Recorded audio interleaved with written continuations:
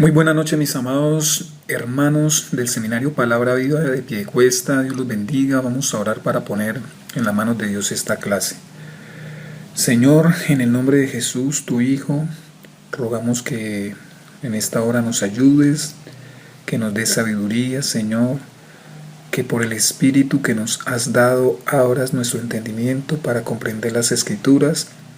Ruego que esta clase de hermenéutica ayude a cada hermano a crecer en herramientas para estudiar tu palabra.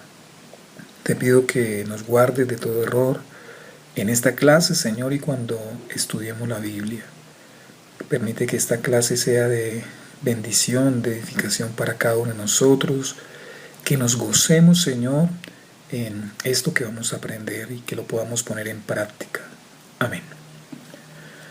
Bueno, hoy vamos con la clase número 5 de hermenéutica, que se titula Reglas de interpretación generales. Y ahí en nuestra primera diapositiva tenemos como subtítulo premisas básicas.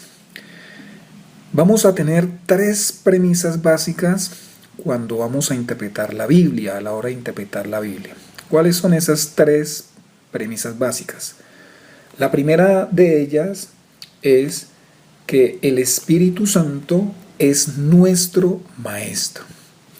La Escritura dice en Juan 16:13, pero cuando venga el Espíritu de la verdad, Él los guiará a toda la verdad, porque no hablará por su propia cuenta, sino que dirá solo lo que oiga y les anunciará las cosas por venir. Este pasaje está en el contexto en que Jesús cita o se reúne con los apóstoles en el aposento alto y allí les habla sobre la venida del Espíritu Santo.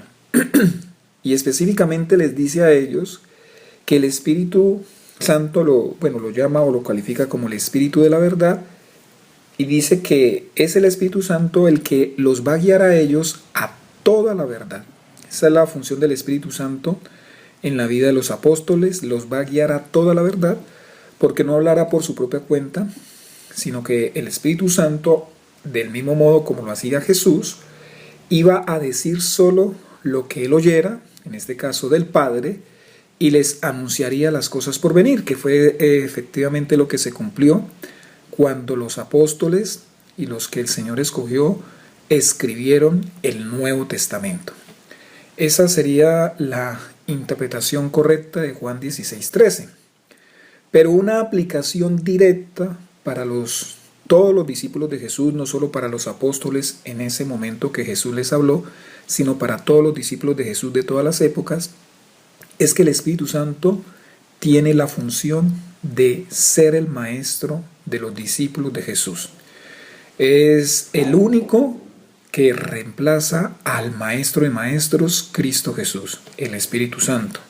Por eso, cuando vayamos a interpretar la Biblia, debemos rogarle al Padre que nos ilumine por medio del Espíritu Santo, que el Espíritu Santo nos dé el entendimiento, nos ayude a comprender la palabra. Y que nos guarde de la mentira o del error. Como el Espíritu Santo es el Espíritu de la verdad, nos va a guardar de todo error, obvio, si nosotros en humildad se lo pedimos.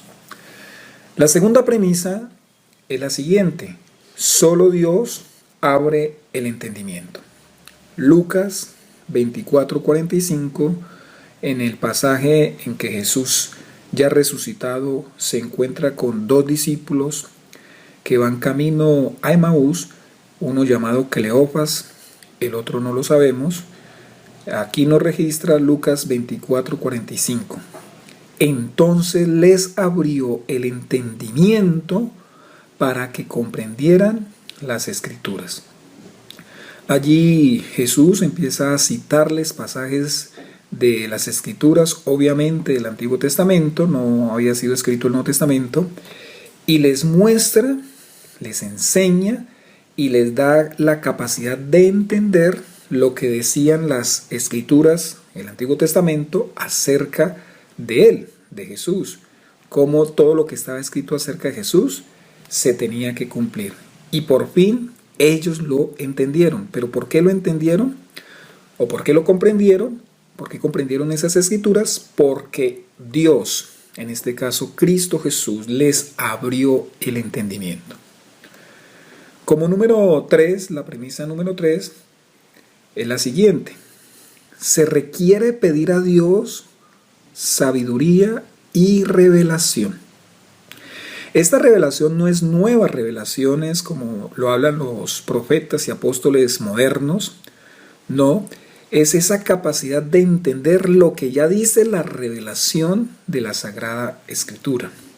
Eso como que cuando usted lee y por primera vez entiende, incluso cuando usted escucha la predicación de la palabra, y lo había escuchado muchas veces, pero ahora sí lo entiende. Eso es lo que nosotros debemos pedirle al Señor cuando nos acercamos a las Sagradas Escrituras. Decirle, Señor, dame sabiduría, dame revelación. Sabemos que lo va a hacer por medio del Espíritu Santo.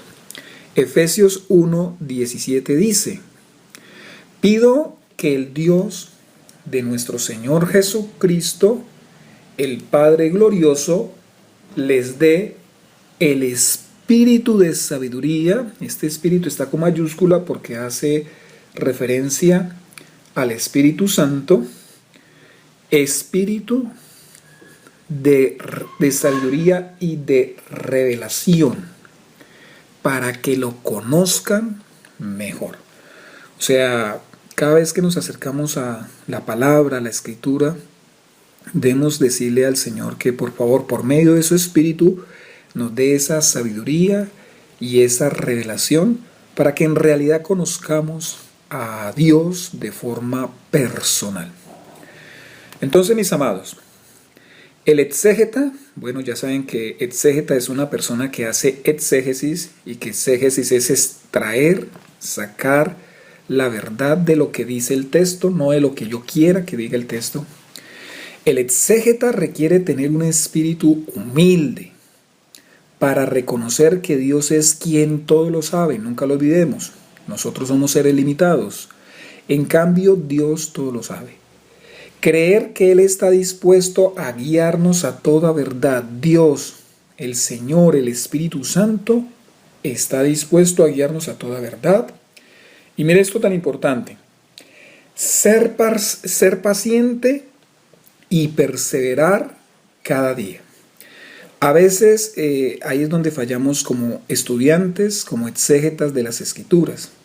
Nos impacientamos y dejamos de perseverar, queremos saberlo todo en un día, o todo en una semana, o en un mes, o en un año. No, necesitamos frente a las Escrituras tener paciencia y seguir perseverando. Y lo que hoy no entiendo, quizás mañana, una semana después, quizás un año después, lo vamos a entender. A los discípulos, por ejemplo, les costó mucho entender que la salvación también era para los gentiles. Les costó años para entender. Como unos 20 años les costó entender esa verdad, que la salvación era para todos, para todo el mundo, para todo el que creyera en Cristo Jesús. En el año 50 que se hizo el concilio de Jerusalén, tuvo lugar una discusión en ese concilio, hasta que por fin llegaron a la conclusión, y ahí también estuvo el Espíritu Santo, que la salvación era para los gentiles y que no tenían que guardar la ley mosaica los gentiles que se convirtieran a Cristo. Pero les costó trabajo, les costó entender. Nosotros estamos, digamos, en la misma posición. Hay cosas que no entenderemos en un inicio, sino que demoraremos tiempo. Estas tres premisas básicas, por favor, tengámoslas muy presentes. El Espíritu Santo es nuestro Maestro, solo Dios es el que abre el entendimiento y por lo tanto se requiere pedir a Dios sabiduría y revelación cada vez que nos acercamos a las Sagradas Escrituras. Antes de ver las reglas de interpretación generales, vamos a ver las reglas fundamentales, o sea, las básicas. Y la primera de ellas es: la Biblia es su propio intérprete. Realmente esta es la regla de reglas o la regla reina de la interpretación. La Biblia es su propio intérprete. Vea lo que dice el Salmo 119-160. La suma de tus palabras es la verdad. Esto es interesante. O sea que cuando hablamos de la verdad, estamos hablando de lo que dice la palabra de Dios desde el Génesis hasta el Apocalipsis. Un problema que tenemos allí a la hora de interpretar es que a veces por momentos pareciera que un pasaje de la Escritura como que contradice a otro. Por eso la regla reina, la regla fundamental de la interpretación es que la Biblia es su propio intérprete. Sabemos que la Biblia no se contradice a sí misma, que la Biblia no tiene error.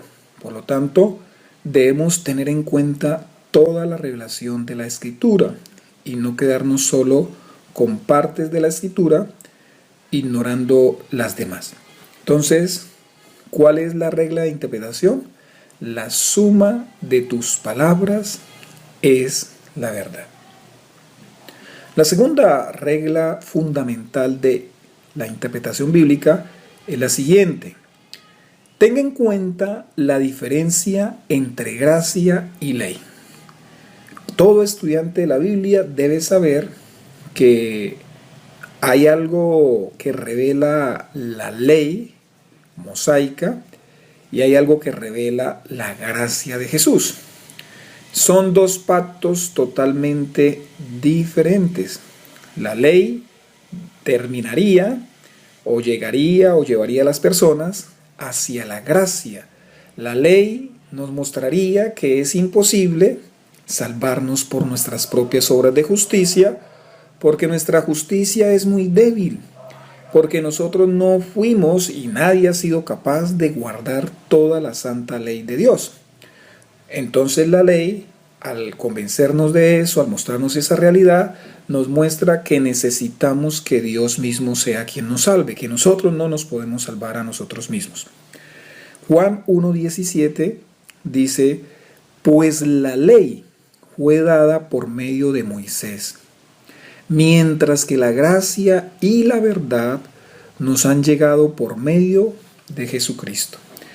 Esto es algo que no han entendido algunos grupos pseudo cristianos, como los adventistas.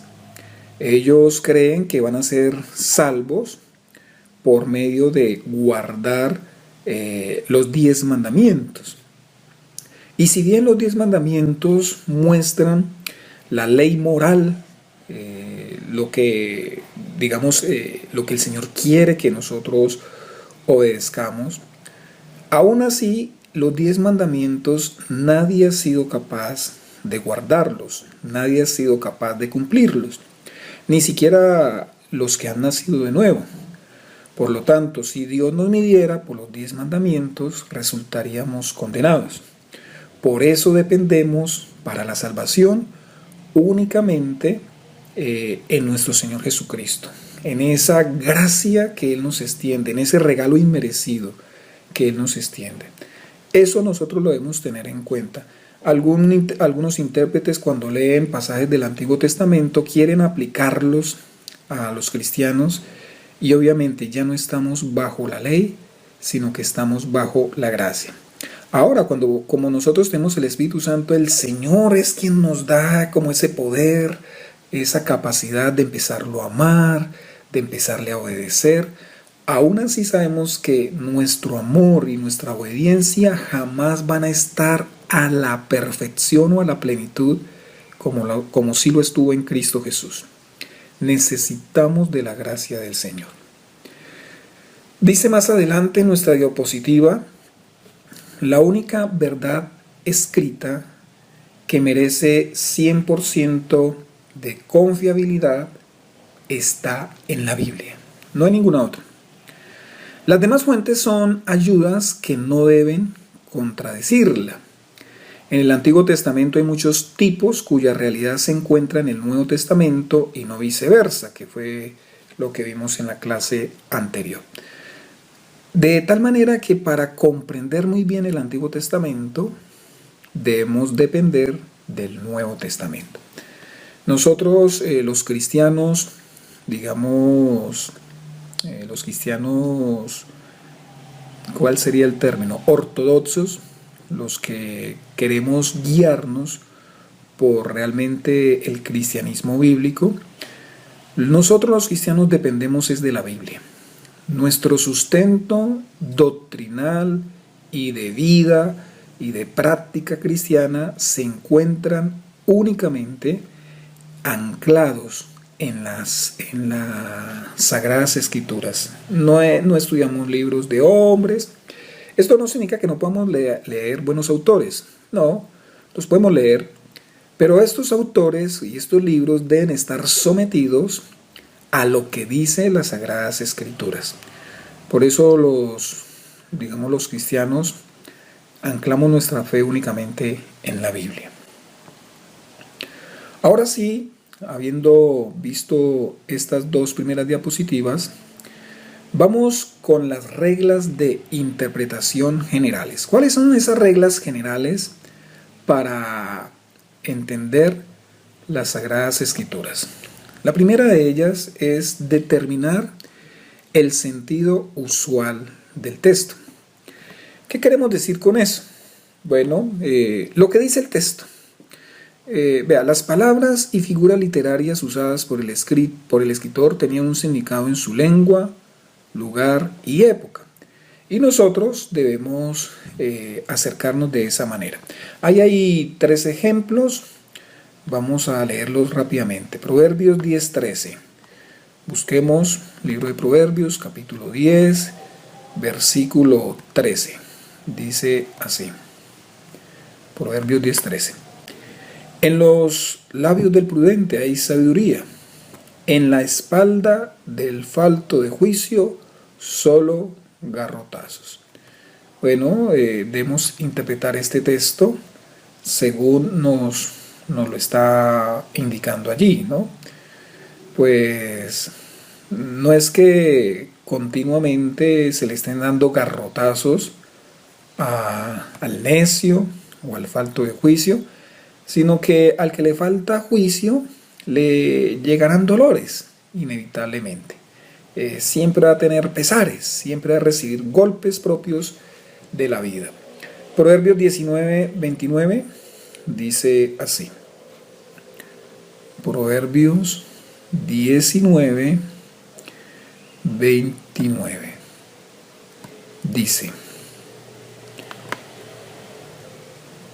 así: el castigo se dispuso para los insolentes y los azotes para la espalda de los necios. Nos enseña, bueno, algo similar al pasaje anterior de cómo la persona necia recibirá golpes, y debemos comprender también que está hablando en un tiempo donde hay esclavitud, donde a un esclavo necio literalmente se le daban golpes, se le daban garrotazos. Proverbios 26:3. Proverbios capítulo 26, versículo 3. Dice: el látigo es para los caballos, el freno para los asnos y el garrote para la espalda del necio. Una vez más reafirmando cómo se da en la vida, cómo se experimenta la vida cuando uno es necio. Es como una manera, una buena manera, como lo vimos en las figuras retóricas, es como un eufemismo para mostrar que definitivamente no es sabio ser una persona terca, ¿sí? De alguna manera está comparando a los animales con las personas tercas, con las personas necias, con aquellas que no les gusta escuchar el consejo, con aquellas personas que no se dejan corregir con facilidad. Entonces el dolor es lo que les espera. La segunda regla general de interpretación es use el sentido de las palabras que indique la frase. Use el sentido de las palabras que indique la frase. Vea, una misma palabra puede significar dos cosas distintas. Depende del contexto en que se use ahí mismo en la frase. No la palabra mundo significa siempre lo que nosotros creemos.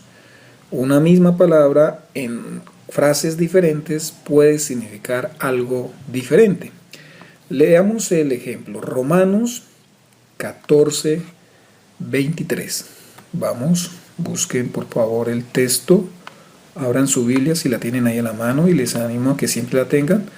Romanos 14, 23. Dice así: pero el que tiene dudas en cuanto a lo que come, se condena, porque no lo hace por convicción. Y todo lo que no se hace por convicción es pecado. Bueno, esa palabra condena, ¿ustedes qué entienden? Dice, bueno, lo vuelvo a leer. Pero el que tiene dudas en cuanto a lo que come, se condena, porque no lo hace por convicción.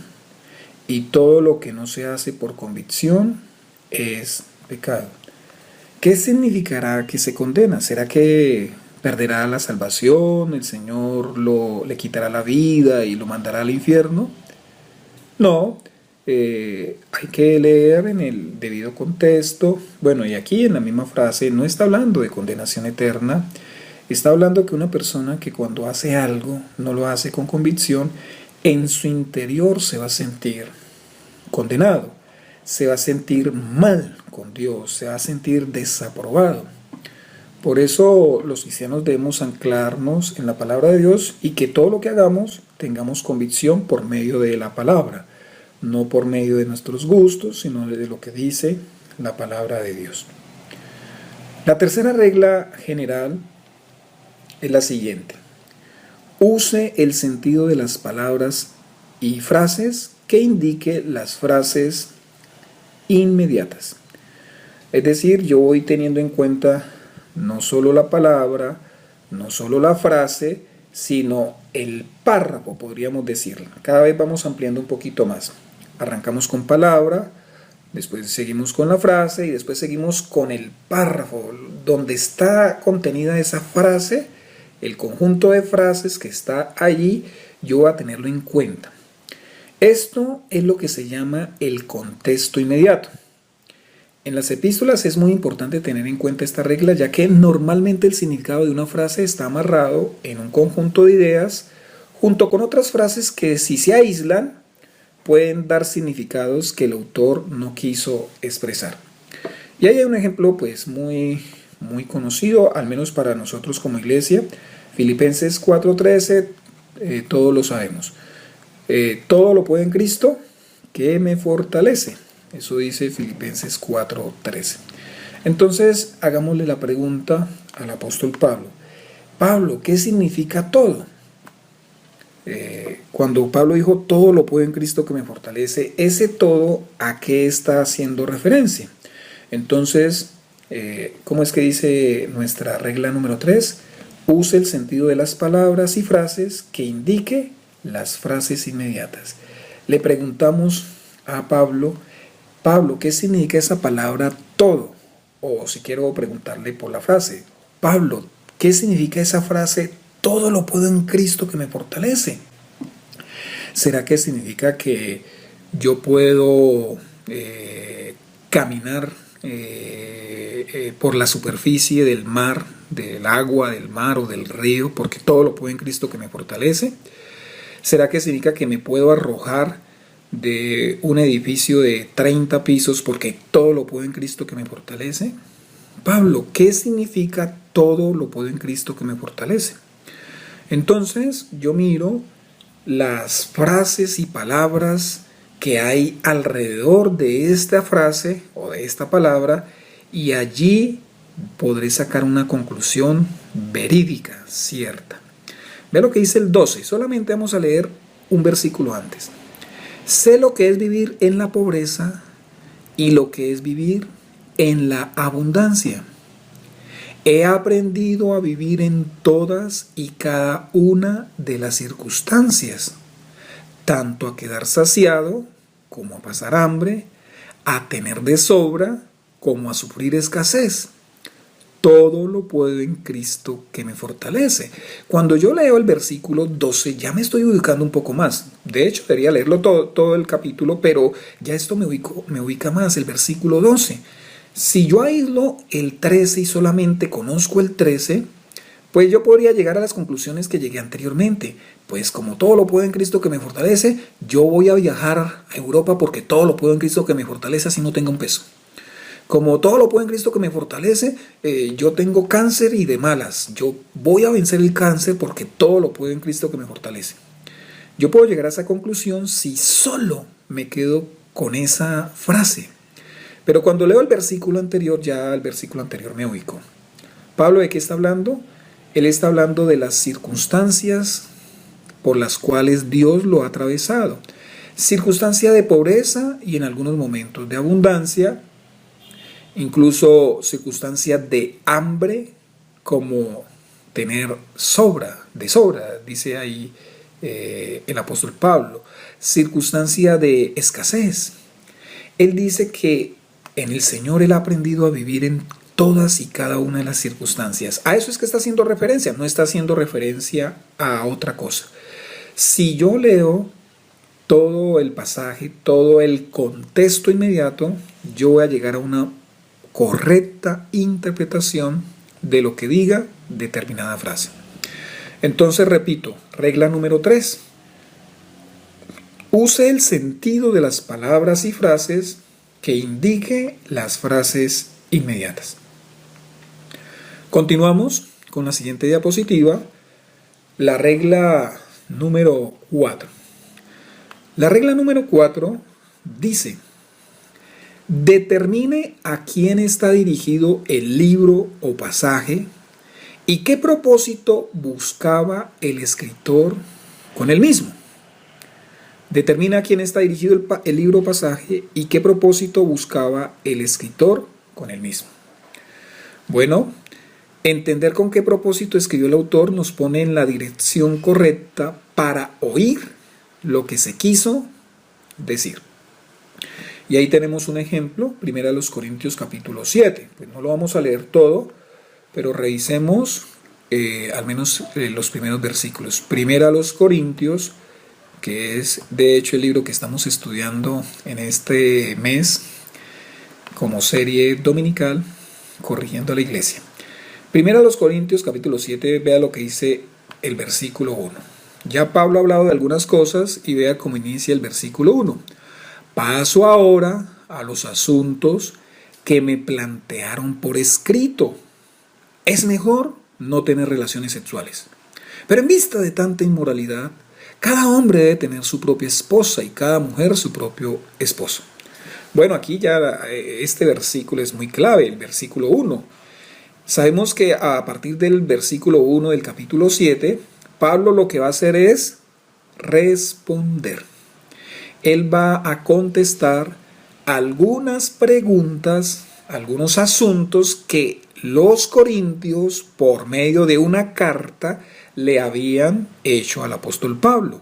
Por eso dice: paso ahora a los asuntos que me plantearon por escrito. Y dice, es mejor no tener relaciones sexuales. Pablo le están preguntando: Pablo, ¿nos casamos? ¿No nos casamos? Hay dificultades, hay persecución, está muy difícil la situación. Quizás no conocemos en su totalidad las dificultades que están viviendo los hermanos de Corinto, pero sabemos que le han hecho preguntas al apóstol Pablo, y él aquí en el capítulo 7 dice: bueno, les voy a responder todas esas preguntas que ustedes me han hecho.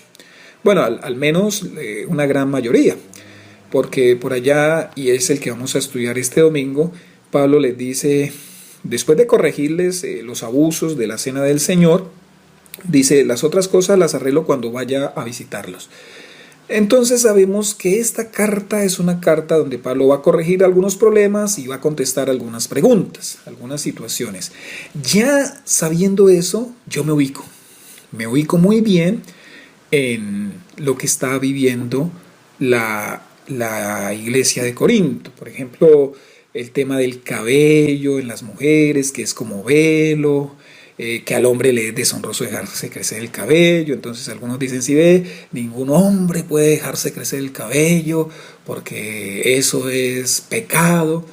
Claro, si yo leo simplemente eso y desconozco la problemática que está viviendo una iglesia en particular,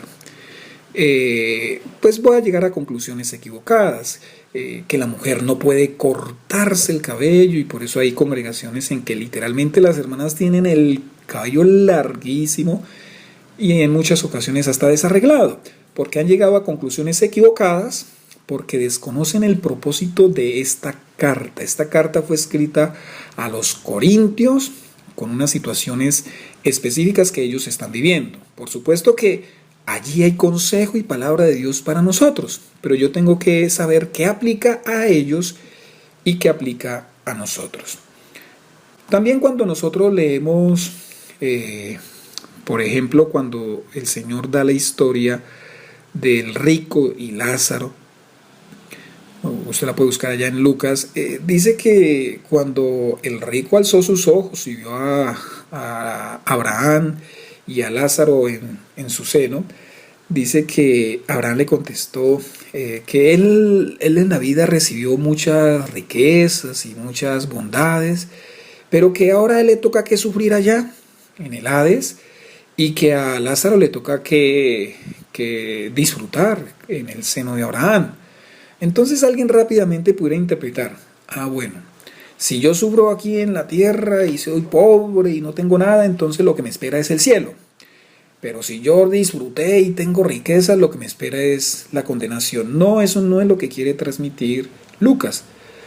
¿Cómo sabemos lo que quiere transmitir Lucas? Entonces vamos a Lucas capítulo 1, versículos 1 al 4, y ahí nos dice cuál es el propósito por el cual él escribió su evangelio, y ese propósito regula la interpretación de todos los pasajes que se encuentran allí en Lucas. Por eso es importante esta regla de interpretación número 4.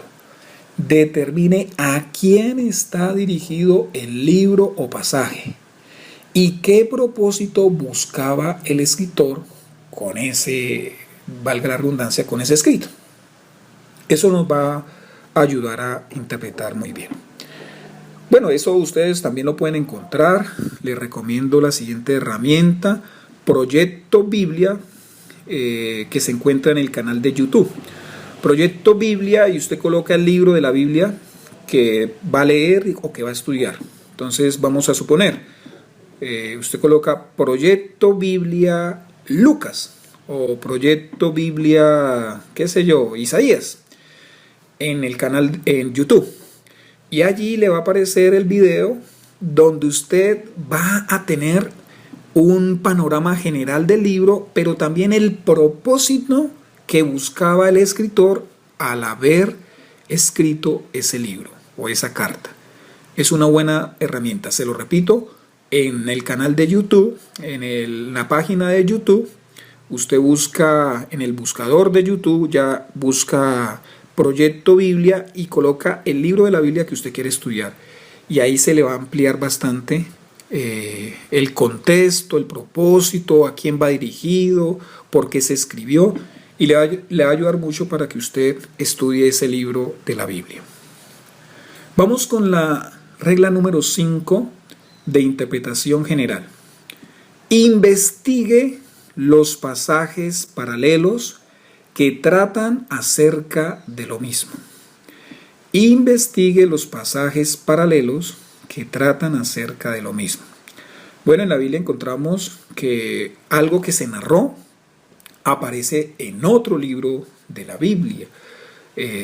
Cuando es una narración o incluso un tema. Uno encuentra temas que en un libro se trabajaron de alguna manera, pero en otro libro se trabajaron el mismo tema de otra manera, pero es el mismo tema. El exégeta debe investigar esos pasajes. Se conocen con el nombre como pasajes paralelos. Están hablando de lo mismo. Dice aquí en nuestra diapositiva, se deben usar pasajes verdaderamente paralelos, y no pasajes que por tener la misma palabra se confundan como paralelos. Aquí el uso de la concordancia se debe hacer con cuidado, pues una palabra puede tener significado diferente en otra porción de la escritura. Y allí nosotros entonces debemos ser muy, pero muy cuidadosos. Recordemos que los pasajes paralelos no necesariamente están dando la misma información. A veces los pasajes paralelos sencillamente complementan la información. Por ejemplo, la muerte de Judas, ¿sí? Que en los evangelios nos dice que se ahorcó, y en el libro de los Hechos ya se nos dice que él cayó de cabeza, que se abrió las entrañas y demás. Entonces, no están dando exactamente la misma información, están hablando de la muerte, pero nos muestra complementariamente lo que sucedió en ese hecho. Primera carta de Pedro, capítulo 4, versículo 18. Vamos a verlo. Primera carta de Pedro, capítulo 4, versículo 18. Primera carta de Pedro 4, 18.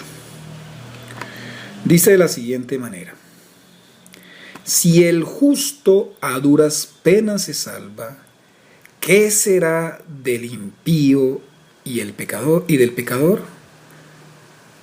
Ahora vamos a leer Proverbios 11, 31. Proverbios 11, 31. Proverbios capítulo 11, versículo 31. Si los justos reciben su pago aquí en la tierra, cuánto más los impíos y los pecadores.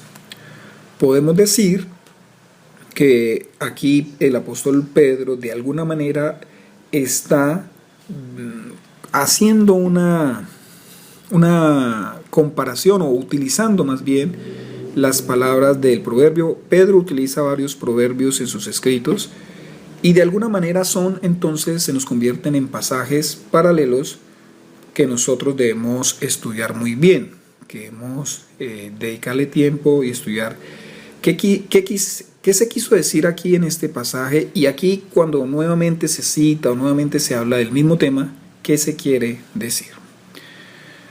Vamos con nuestra última diapositiva, con otras reglas generales que debemos tener en cuenta. Una de ellas: considere inicialmente una interpretación literal. ¿Qué quiere decir esta regla? Que cuando yo leo la escritura, pues ¿qué voy a interpretar? Lo que ella dice.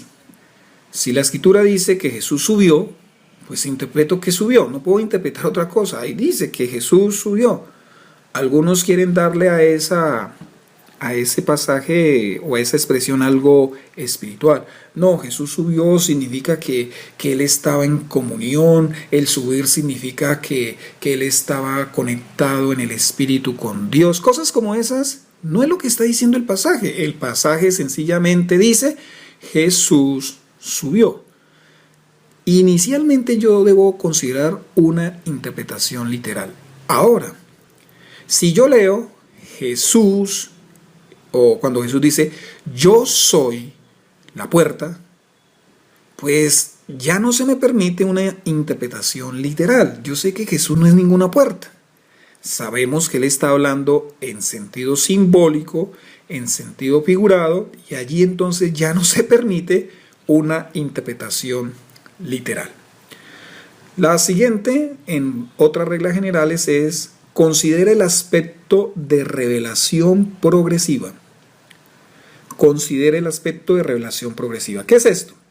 Bueno, esto es sencillamente que Dios entregó su revelación por partes, por momentos, y cada vez le fue agregando, le fue adicionando. Es decir, Moisés, con todo y que fue muy usado por el Señor, no tenía toda la revelación que tuvo el apóstol Pablo. Pero digamos que David, aunque tuvo un poco más de revelación, porque David contaba con el Pentateuco escrito por Moisés, pero también contaba con, digamos, algunos profetas, va teniendo un poco más de revelación. Oseas, los profetas preexílicos tuvieron más revelación que David, que Salomón, y los profetas post-exílicos tuvieron más revelación. Juan el Bautista tuvo más revelación que ellos. Obviamente Jesús nos da un poco más de revelación, aunque no nos la dio toda, porque después los apóstoles, bueno, recordaron algunas de las palabras de Jesús y les fueron mostradas cosas que en el momento que Jesús estuvo en la tierra, Él no dio a conocer. Entonces vemos que Dios se reveló progresivamente. Entonces cuando se escribe cuando escribe Salomón por allá en Eclesiastés, que lo mismo es un animal que un hombre o que un ser humano, él está hablando simplemente en el sentido de hálito de vida, o sea que sí, los dos van a morir, pero allí no se está teniendo en cuenta la vida eterna, ¿sí? Algo tan revelado en el Nuevo Testamento. En el Antiguo Testamento no está tan revelado, aunque hay algunos, digamos, algunos pasajes que nos muestran una pluralidad en Dios. Digamos que no hay tanta revelación como en el Nuevo Testamento, donde se nos muestra con absoluta claridad que Dios es Padre, Hijo y Espíritu Santo. A eso hace referencia que cuando nosotros nos acerquemos a cualquier pasaje de la Biblia, yo debo considerar el aspecto de revelación progresiva, ¿sí? En el Antiguo Testamento se permitía matar en algunos casos. En el Nuevo Testamento no se permite. En el Antiguo Testamento se permitía, no se ordenaba, no era que Dios mandara, pero se permitía la poligamia, que un hombre tuviera más de una esposa. En el Nuevo Testamento no se permite. Entonces yo debo considerar eso, el aspecto de revelación progresiva. Otra regla general es, recuerde que hay un solo significado principal, aunque las aplicaciones pueden ser muchas. Un solo significado principal. No hay más de un significado en un pasaje de la Biblia. Solo hay un significado principal, real. Pero pueden haber muchas aplicaciones. Frente a una verdad pueden aplicarse muchas cosas. Yo debo tener en cuenta eso. A ver, el ejemplo sería, dijo Jesús, Juan 14:6, yo soy el camino, la verdad y la vida. Nadie viene al Padre sino por mí. ¿Cuál sería el significado principal de esa expresión, de esa escritura que Jesús dijo y que la registra el Evangelio de Juan, capítulo 14, versículo 6? Yo soy el camino, la verdad y la vida. Nadie viene al Padre sino por mí. Bueno, el único significado es que para ir al Padre solo se puede hacer por medio de Jesús. Eso es lo que significa. Alguien dirá, eso es lo que dice, por eso es lo que significa. Lo que dice es lo que significa. ¿Qué aplicaciones nosotros podríamos dar a ese pasaje? Entonces, a partir de ese pasaje yo puedo decir, si alguien confía en sus buenas obras para acercarse al Padre, no será recibido, porque el único camino es Jesús. Si alguien quiere acercarse al Padre por medio de María o de cualquier santo, será rechazado. ¿Por qué? Porque el único camino es Jesús. Otra aplicación sería cuando un predicador dice en una iglesia, no busque otros caminos para acercarse a Dios, solo Jesús es el camino. Ahí yo estoy dando aplicaciones a partir del significado principal de Juan 14:6. Por eso es tan importante interpretar bien, porque si alguien interpreta mal, todas las aplicaciones que saque a partir de esa mala interpretación serán falsas o no tendrán sustento. La siguiente regla general de interpretación es: siempre debe armonizar con todas las escrituras, no hay un solo error. Entonces, en esta regla lo que tenemos en cuenta es que yo no voy a inventar la rueda. No, yo no voy a sacar algo que nadie durante 2000 años ha sacado. Yo no voy a, y de hecho, si tenemos en cuenta esta regla, nos vamos a proteger de las herejías. Porque alguien podría leer, creo que es Juan 14:30. A ver. No, voy a buscar un texto, permítanme un segundito. Cuando yo no armonizo las escrituras o me olvido de lo que las escrituras nos enseñan y lo que ya la iglesia pues conoce, yo puedo llegar a una conclusión equivocada o una interpretación errada. Bueno, no encuentro acá el pasaje, vamos a ver más adelante. Quiero hablar de una expresión de Cristo Jesús cuando Él dice que el Padre mayor es que yo. Porque el Padre mayor es que yo. No la encuentro. No la encuentro. Bueno, ustedes la pueden buscar por medio de la concordancia. No la encontré aquí. Quizás porque lo busqué en Reina Valera o la expresión la tengo en mi memoria en Reina Valera. Dice, porque el Padre mayor es que yo. Alguien entonces puede decir, ¿sí ve que Jesús es inferior al Padre? Porque Jesús dijo que el Padre mayor es que yo. Allí yo debo tener en cuenta todo lo que enseña las Sagradas Escrituras.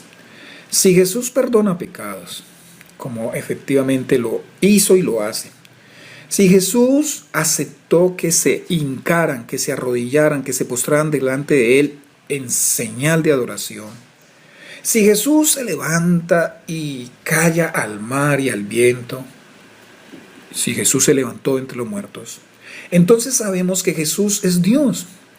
A pesar de que yo lea esta expresión, porque el Padre mayor es que yo ya sé por el resto de la Escritura que Jesús es Dios. Por lo tanto, debo interpretar correctamente esa expresión. ¿Por qué Jesús dijo que el Padre mayor es que yo? Entonces, cuando yo armonizo las Escrituras, entiendo que Jesús, en su humanidad, obviamente tenía que hacer ese reconocimiento que el Padre era mayor que Él. Aún así, en las mismas Escrituras se nos dice que Jesús le dijo, Padre, glorifica a tu Hijo para que tu Hijo también te glorifique a ti. Glorifícala con aquella gloria que he tenido contigo antes que el mundo fuese. Y ahí ya vemos entonces igualdad entre el Hijo y el Padre. Otra regla general de interpretación es descubra el género literario. Bueno, yo debo saber si este es un pasaje narrativo, si este es un pasaje sapiencial, si este es un pasaje profético, apocalíptico, porque eso ya de alguna manera me ayuda a acercarme mejor a las Sagradas Escrituras. Por ejemplo, cuando uno lee el Apocalipsis, que es complejo, a mí realmente me resulta bastante difícil el Apocalipsis, pero yo sé que todas estas señales, figuras, símbolos, no debo interpretarlos literalmente, ¿cierto? O sea, no tengo que empezar a imaginarme a un dragón, no tengo que imaginarme a un cuerno, ¿no? ¿Por qué? Porque sé que estoy en un género apocalíptico. Otra regla de interpretación es considere la gramática del texto en el idioma original. Adentrarnos en investigar algunas palabras claves dentro de un pasaje nos ayuda a comprender mejor el pasaje. Quiero citar el ejemplo de la predicación que tenemos más cercana, la del domingo anterior, donde yo creo que expliqué dos palabras en el original. Forneia, sí, ya. Utilicé forneia y utilicé feugo. Forneia en el original implica mucho más que fornicación, como lo tradujo la Reina Valera.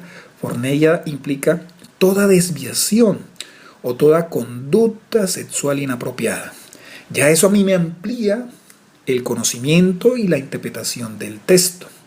Entonces entendería que cuando hay gusto de un hombre por otro hombre, eso se llama forneia, eso es fornicación en el original, pero es una inmoralidad sexual.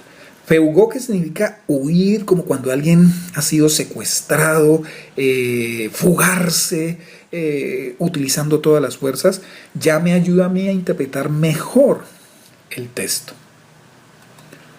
Siguiente regla de interpretación general es: nunca olvide enfatizar en el contexto histórico-cultural. O sea, debemos tener presente el momento en el cual fue escrito el pasaje. Fue en un tiempo diferente al nuestro. Si estamos leyendo Nuevo Testamento, sabemos que el Nuevo Testamento fue escrito aproximadamente del año 50 al año 90 o al año 100, los primeros 50 años de la iglesia, bueno, los primeros 70 años. Jesús asciende a los cielos en el año 30 aproximadamente, y Apocalipsis se cree que fue escrito más o menos en el 90, 96 después de Cristo. Entonces yo ya tengo más o menos la ubicación del momento histórico en que fue escrito, pero también debo saber el contexto cultural. Las diferencias culturales son enormes, pues han pasado 2000 años con respecto a los escritos del Nuevo Testamento. Si estoy leyendo Isaías, que escribe como unos 700, 800 años antes de Cristo, entonces ya la distancia son 2800. Si estoy leyendo a Moisés en el Pentateuco, Moisés escribe en el año 1450 antes de Cristo, entonces la distancia ya me convierte casi en 3500 años. Y Moisés escribe de eventos pasados a su momento histórico. Moisés escribe el Génesis, imagínense, estamos hablando de 6000 años de distancia. Yo debo tratar de ubicarme en el contexto histórico y en el contexto cultural, pues donde no habían carros como los nuestros, donde no había luz o energía como la nuestra, donde no había las medidas sanitarias como las que nosotros conocemos, las medicinas que nosotros conocemos, comunicación instantánea como nosotros la tenemos, y eso me ayuda a mí a hacer una mejor interpretación del texto. Recuerde la siguiente regla de interpretación. Recuerde que el objeto principal de la escritura es revelar el plan de salvación, siendo el Señor Jesucristo quien revela y cumple a plenitud este plan. Entonces, digámoslo de esta manera: la escritura gira en torno a Cristo. Yo, cuando estudio cualquier pasaje de la Biblia, debería pedirle al Señor que me dé la sabiduría de conectar este pasaje, así sea del Antiguo Testamento, este pasaje cómo se conecta con Cristo. Sea que lea el Génesis, o sea que lea Abdías, o sea que lea Ruth, o que lea Esther, o que lea Sofonías, o que lea Primera Timoteo, o que lea Filemón, este pasaje cómo se conecta con Cristo, cómo me muestra a Cristo, cómo revela a Cristo. Siempre debo tener en cuenta que el personaje principal de la Escritura es el Señor del Señor Jesucristo, quien vino a redimir a la humanidad para la gloria de Dios. Si yo tengo en cuenta eso, voy a sacar o voy a hacer una muy buena interpretación de las Sagradas Escrituras. Muy bien, mis amados, gracias por este tiempo, los felicito. Animo a cada uno de ustedes a que sean juiciosos, a que sigan estudiando la palabra de Dios, a que hagan sus tareas y a que hagan buenas tareas. No hagan las tareas simplemente por hacerlas, eso deshonra a Dios. Haga la tarea para honrar a Dios, o sea, haga la tarea mejor posible. Estudie para el quiz para honrar a Dios. porque usted quiere conocerlo, porque usted quiere saber más de él. Y de esta manera entonces le vamos a sacar un muy buen aprovechamiento al seminario Palabra Viva. Oremos para terminar. Señor, muchas gracias por este tiempo que nos has concedido. Pido que, una vez más, que esto sea de bendición. Que esto bendiga a cada uno de mis hermanos, Señor. Ayúdales a ser autodisciplinados, a ser juiciosos, dedicados, Señor, en el seminario, con el único propósito de honrarte a ti, de conocerte más, de honrarte, Señor, de obedecerte, de crecer en la fe. Te pido, Señor, que nos ayudes por medio de tu Espíritu, que abras nuestro entendimiento. Solo tú revelas las Escrituras, solo tú abres el entendimiento. Nosotros no tenemos la sabiduría tuya, Señor, pero sí creemos que tú nos puedes dar de tu sabiduría para crecer en ti, para ser de bendición, Señor. Hay gente que nos pregunta, que está inquieta, Señor. Permítenos, Señor, tener esa capacidad y ese privilegio de explicarles, porque tú ya nos has enseñado a nosotros. Bendigo a mis hermanos en el nombre de Jesús. Amén y amén. Dios los bendiga, mis amados.